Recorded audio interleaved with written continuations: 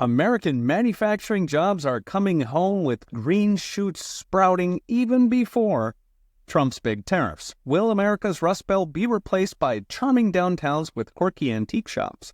Lost in the tariff chaos these past couple weeks were two key job reports that came out showing a boom in jobs under Trump. So on April 4th, the Bureau of Labor Statistics released monthly numbers saying 228,000 jobs were created in March. That's up 70,000 on the previous month. Even better, the ADP employment report, which excludes government workers, said the economy added 155,000 private jobs in March.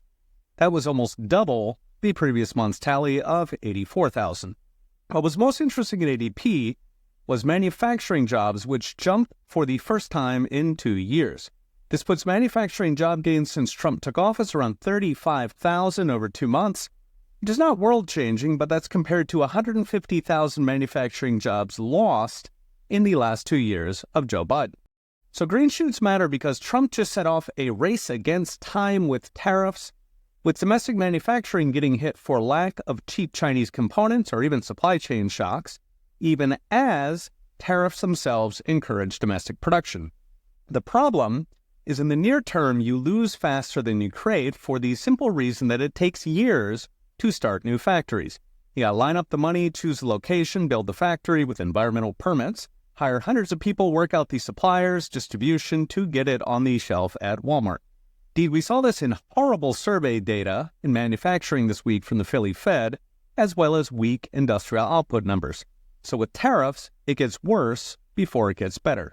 Now, some manufacturing can be set up faster than others, so textiles like clothes and bed sheets, MyPillows, they can be done in about a year. Electronics assembly or food processing might take closer to 2 years.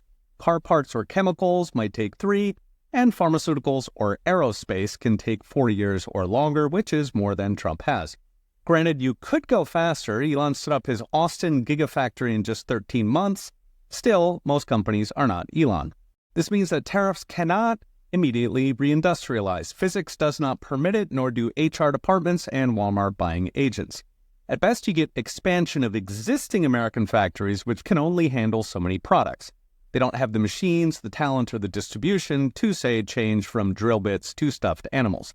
So what's next? Brought to you by Unchained.com. Reindustrialization will be a long process, and it won't even begin until 3 things happen. Stability in tariffs. You don't build factories if Trump's going to change his mind tomorrow.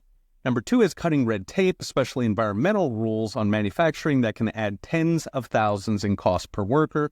And number 3, cutting taxes, fees, and permits on manufacturing, especially small outfits, to help them get off the ground. Trump and Elon are doing their best on every front, cutting useless rules and trying to lower government spending, while Congress, of course, is dragging its feet. Until that changes, we may not get much more than green shoots. If that happens, Americans are looking at paying tariffs for imported goods for a very long time. Read the rest with charts and all the gory details at profsanoj.com. Okay, we'll be watching. See you next time.